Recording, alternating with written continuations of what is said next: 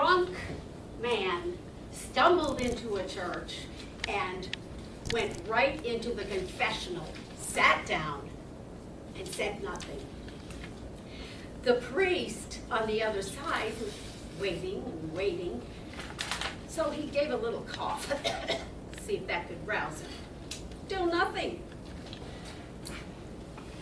Next, the priest knocked on the window, and he heard a mumble, and it said, "Ain't no use, there's no toilet paper on this side either." And this proves, ladies and gentlemen, that shit happens. Madam Toastmaster, fellow Toastmasters, and honored guests. You know, Ben Franklin said that there's only two things certain. What are they? Death and taxes. I'm here to tell you that there is another thing, but I believe. What is this? A fan. And what is this? Poop. At some time in your life, probably many times, these two items are going to collide. What do you do when the poop hits the fan? You know, you can be very, very good. You can try to not have this happen. You can be devout. You can live in a bubble. You can live at the top of a mountain. You can even be the freaking Dalai Lama. And it's still going to happen to you. So what do you do? Are we victims of this? Or can we do something about it?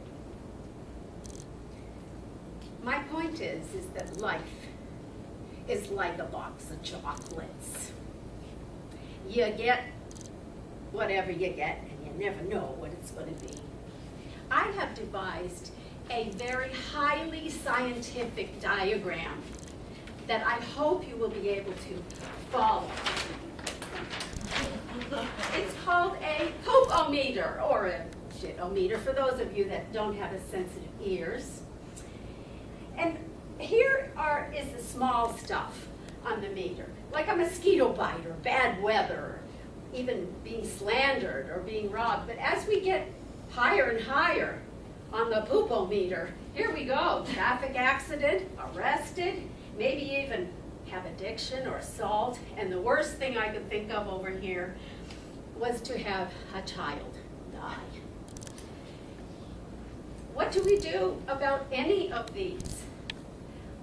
I feel that they are all the same. They're not the same in magnitude of pain, but they're the same in the resources that you can use. And you will find, at least this is what I believe, that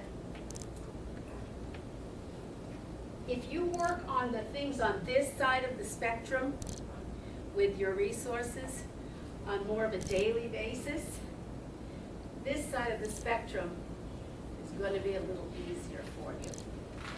Let's talk about some of these resources. And there it is in a nutshell. Attitude. Do we want to be this guy or do we want to be this guy? It's up to you, but it takes a lot of work to change our thought patterns. I put down just a few of the things that you can do and work on in your life, as I have had to, in order to deal with the poop-o-meter.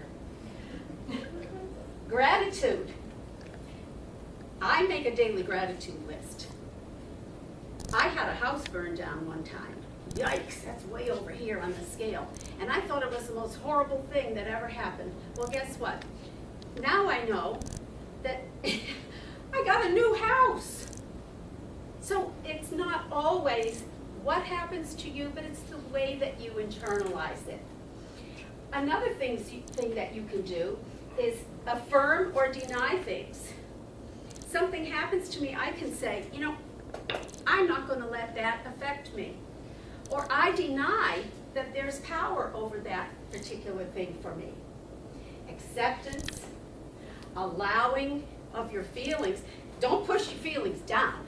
I mean, over here, if you have feelings, we must let them out, right? We can't hold them in.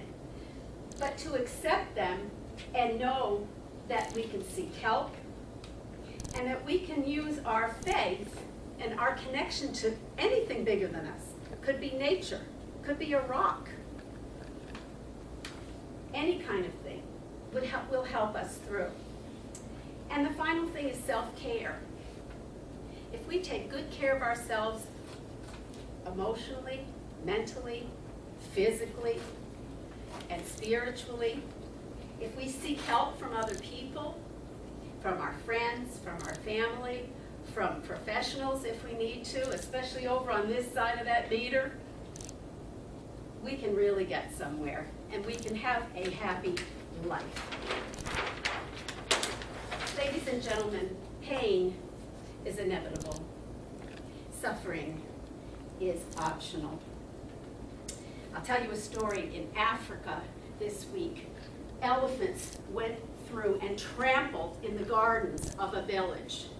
And that was at night, and in the morning the people came out and they said, "Oh, look at this mess. We have so much to clean up and he's trampled our garden." And the chief sat in the corner smiling and thinking about how wonderful the crops were going to be fertilized for the next year. Madam Toastmaster.